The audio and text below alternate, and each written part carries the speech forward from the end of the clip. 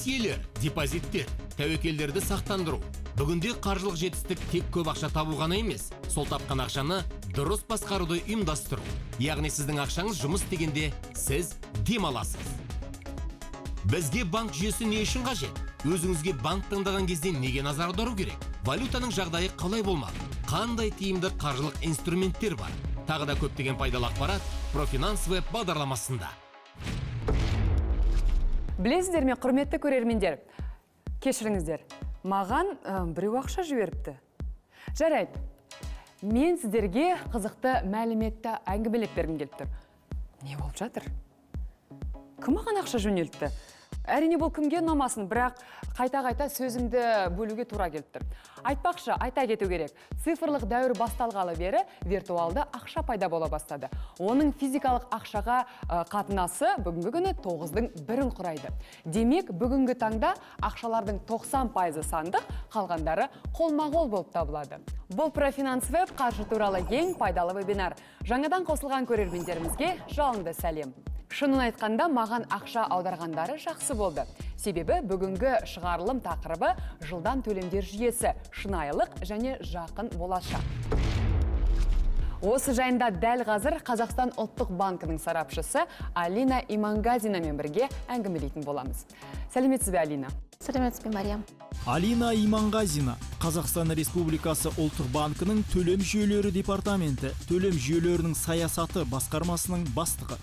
Алина, енді көрермендеріміз үшін ең маңызды сұрақтан бастағанымыз дұрыс болар. Олай болса, ағымдағы жылдың қыркүйек айының басында Қазақстан ұлттық банкі банкаралық жедел төлемдер жүйесін іске қосқан болатын.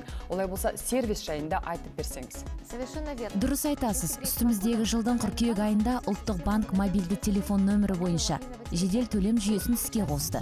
Енді жүйе пилоттық тәртіпке іске қосылған. Ол жаңа жылға дейін бірнеше сынақ байқауынан өткізіледі. Жүйедегі ең маңызды нәрсе төлемдердің жылдам режимде, дәлірек айтқанда бірнеше секундта жасалуы. Ал жүйе банкаралық болып табылады. Яғни кез келген банктер арасындағы төлемдерді банк ішіндегідей жылдам әрі қолайлы төлеуге болады. Яғни бұл жеке мобильдік қосымша және де интернет банкинг болып табылама, оны қай жерден жүктеуге болады? Қызметтер банктер тарапынан көрсетіледі. Егер сіз өз банкіңіздің мобильді қосымшасын немесе интернет банкингін пайдаланып жүрген болсаңыз, онда сізге жаңа нәрселерді жүктеу қажет емес. Енді бұл яғни жүйенің жүктеуге қажеті жоқ болса, маңызы неде? Яғни білуімше, бұрын тұтынушылар картаның шотын біле отыра басқа банкке ақша аудара алатын. Маңызы неде, не үшін қажет? Өте дұрыс. Бүгінгі таңда банктер төлем карточкалар арасындағы аударымдар секілді қызметтер ұсынуда.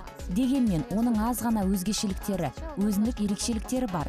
Алдымен интернет транзакциялар үшін картаңыз ашық болу қажет. Өкінішке орай бүгінгі таңда мұндай қызметтерді банктердің барлығы бірдей ұсынбайды.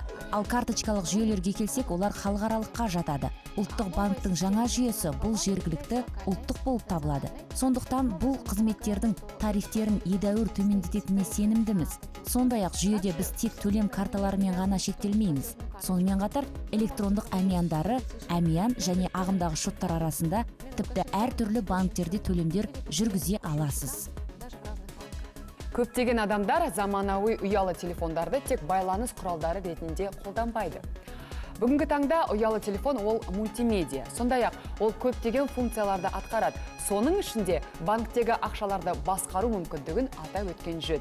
Банктермен өзара әрекеттесудің мұндай тәсілі өткен жылғы статистикада көрсетілген. Бұл қызықты.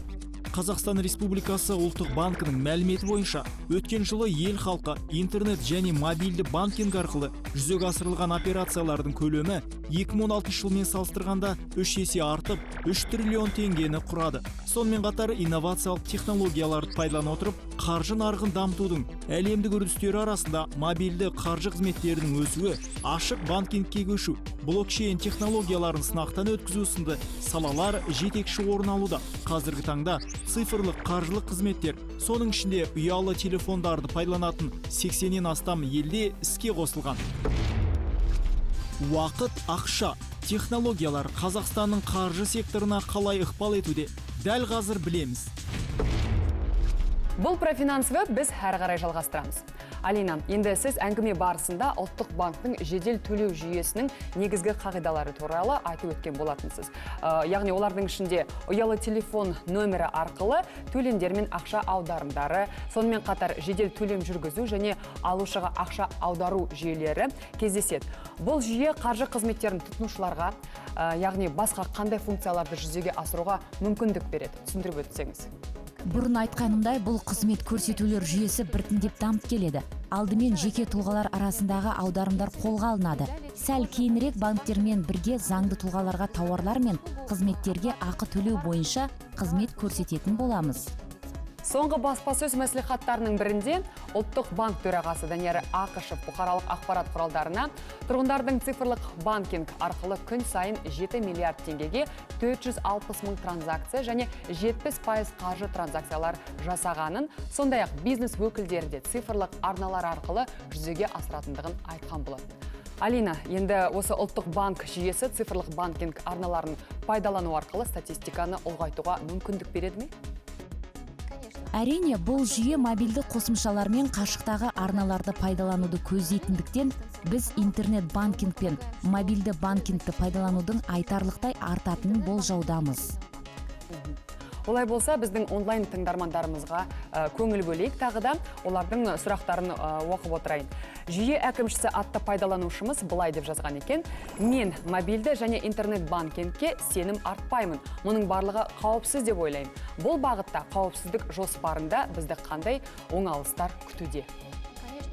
Әрине, киберқауіпсіздік мәселесі қазіргі кезде өте маңызды. Осы тұрғыда көп нәрсе өзімізге байланысты екенін түсінуіміз қажет. Сол үшін жағымсыз салдардан аулақ болу үшін қарапайым ережелерді ұстануды ұсынар едім. Оларды бірнеше ұсынымдарға бөліп қарайық. Ең алдымен өзіңіздің құпия төлем ақпаратыңызды ешкімге, тіпті туыстарыңыз бен әріптестеріңізге жария етуіңізге болмайды. Яғни оған картаңыздың DCN коды, сондай-ақ интернет транзакция үшін қолданылатын картаның артқы жағындағы код жатады. Екіншіден, өз құрылғыңызға белгісіз бағдарламалық жасақтаманы жүктеуге кеңес берілмейді. Банктер өздерінің тұтынушыларының мүдделеріне сай әрқашан қандай қауіп-қатерлер болуы мүмкін және олармен қалай күресуге болатыны туралы үнемі ақпаратты орналастырып отырады.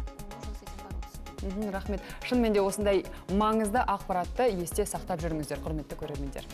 Тыңдармандарымыз қаржылық жаңалықтардан әрдайым хабардар болу үшін біз ұлттық банкі мен сайттың реттеушісі арқылы оның парақшаларын әлеуметтік желілерден, сондай-ақ құп онлайн мобильді қосымшасы арқылы байланыста болуларын ұсынамыз.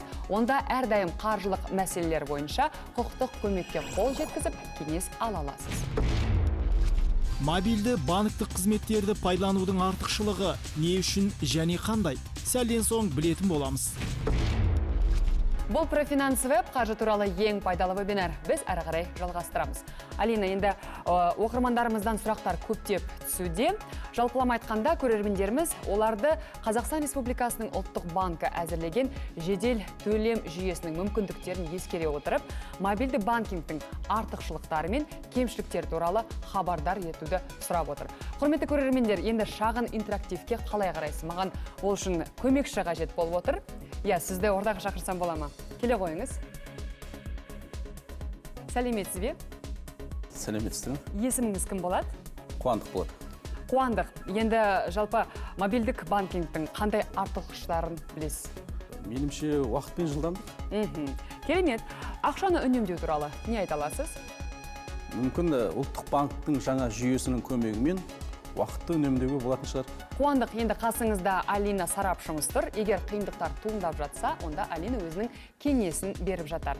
Мінекей, тағы да алдарыңызда заттар бар. Олардың көбісінің қажеті шамалы. Бірақ мен қызметін атаған кезде ұялы қосымшалар пайда болғалы бері өзектілігін жоғалтқан заттарды алуға тиіссіз. Оң жаққа қарай артықшылықтары барды қоясыздар, ал енді сол жаққа қарай кемшіліктерді жинаймыз. Барлығы түсінікті ғой? Түсінікті. Түсінікті болса, онда бастаймыз. Айдың ортасы келіп қалды. Сізге коммуналдық қызметтерді төлеу туралы түбіртекті әкелді. Сіз онымен не істейсіз? Ең бірінші көрерміз.